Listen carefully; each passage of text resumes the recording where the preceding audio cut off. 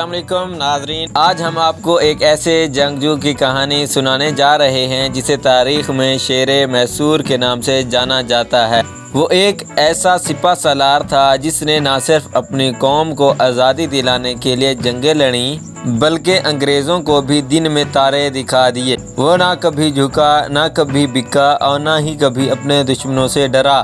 اس کا نام تھا ٹیپو سلطان۔ یہ کہانی ہے میدان جنگ کی، جہاں توپوں کی گرج، تلواروں کی جھنکار اور شیر جیسا دل رکھنے والے سپہ سالار کی بہادری ہمیشہ یاد رکھی جائے گی۔ یہ سال تھا 1767 عیسوی کا۔ ہندوستان پر برطانوی سامراج کا قبضہ بڑھ رہا تھا۔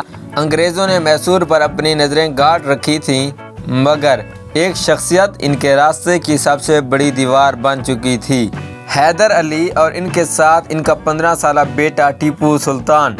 ٹیپو سلطان نے اپنی زندگی کی پہلی بڑی جنگ 1767 میں پہلی جنگ میسور میں لڑی۔ اس وقت ان کی عمر محض 15 سال تھی، مگر وہ اپنی ذہانت، بہادری اور جنگی چالوں کی وجہ سے دشمن کے لیے خوف کی علامت بن چکے تھے۔ انگریزوں نے مرہٹوں اور نظام حیدرآباد کے ساتھ مل کر میسور پر حملہ کیا۔ ٹیپو سلطان کو ایک الگ محاذ پر بھیجا گیا جہاں انہوں نے برق رفتاری سے دشمن کو شکست دی۔ ان کے والد حیدر علی نے دشمن کو چالاکی سے شکست دی اور 1769 میں معاہدہ مدراس پر دستخط ہوئے، جس میں انگریزوں کو پسپائی اختیار کرنی پڑی۔ یہ جنگ ٹیپو سلطان کے لیے ایک درس تھی کہ انگریزوں کو صرف طاقت سے نہیں بلکہ حکمت عملی سے بھی شکست دی جا سکتی ہے۔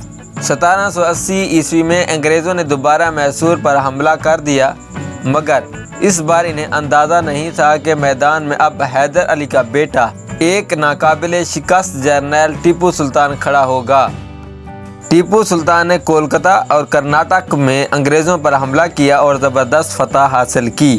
انہوں نے اپنی فوج میں جدید راکٹ توپ خانے کا استعمال کیا، جس سے انگریزوں کے کیمپ جل کر راکھ ہو گئے۔ 1782 عیسوی میں حیدر علی کا انتقال ہو گیا، مگر ٹیپو سلطان نے جنگ جاری رکھی اور 1784 عیسوی میں معاہدہ منگلور کے ذریعے انگریزوں کو ایک بار پھر شکست دی۔ یہ وہ وقت تھا جب برطانیہ کو پہلی بار احساس ہوا کہ ٹیپو سلطان ایک عام حکمران نہیں بلکہ ایک جنگی نابغہ ہے جو انہیں ہندوستان سے نکالنے کی صلاحیت رکھتا ہے۔ 1799 عیسوی میں انگریزوں نے ایک خطرناک چال چلی۔ انہوں نے مرہٹوں اور نظام حیدرآباد کے ساتھ اتحاد کر لیا اور میسور پر چڑھائی کر دی۔ یہ ٹیپو سلطان کے لیے سب سے بڑا امتحان تھا، کیونکہ اس بار دشمن 3 گنا زیادہ طاقتور تھا۔ ٹیپو سلطان نے گوریلا جنگی حکمت عملی اپنائی اور دشمن کو کئی بار حیران کر دیا۔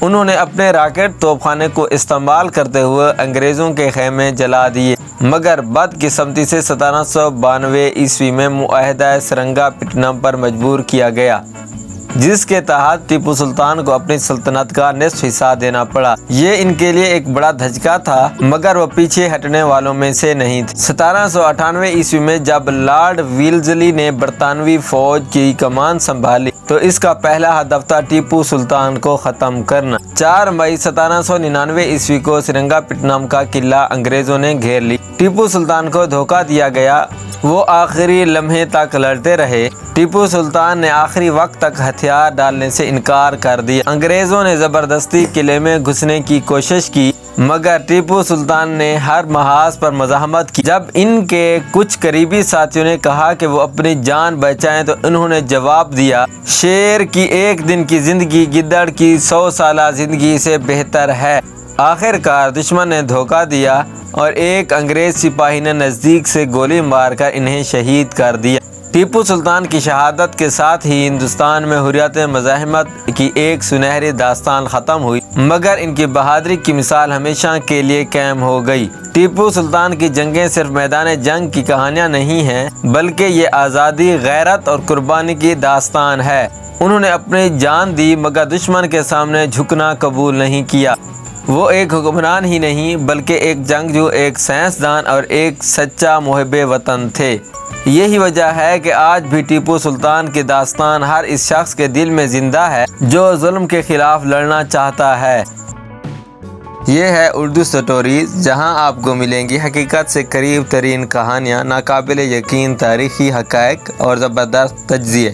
تو دوستو، اگر آپ چاہتے ہیں کہ ایسی مزید شاندار ویڈیو آپ تک پہنچتی رہیں تو ابھی ہمارے چینل کو سبسکرائب کریں اور ساتھ میں بیل آئیکن بھی دبائیں تاکہ آپ کو ہر نئی ویڈیو کی اطلاع فوراً مل جائے۔ ہماری ویڈیوز پر اپنی رائے دینا نہ بھولیں، کیونکہ آپ کے لائکس اور کمنٹس ہمیں مزید بہترین مواد بنانے کا حوصلہ دیتے ہیں۔ تو چلیں ملتے ہیں ایک نئی دلچسپ ویڈیو میں، تب تک کے لیے اللہ حافظ، خوش رہیں۔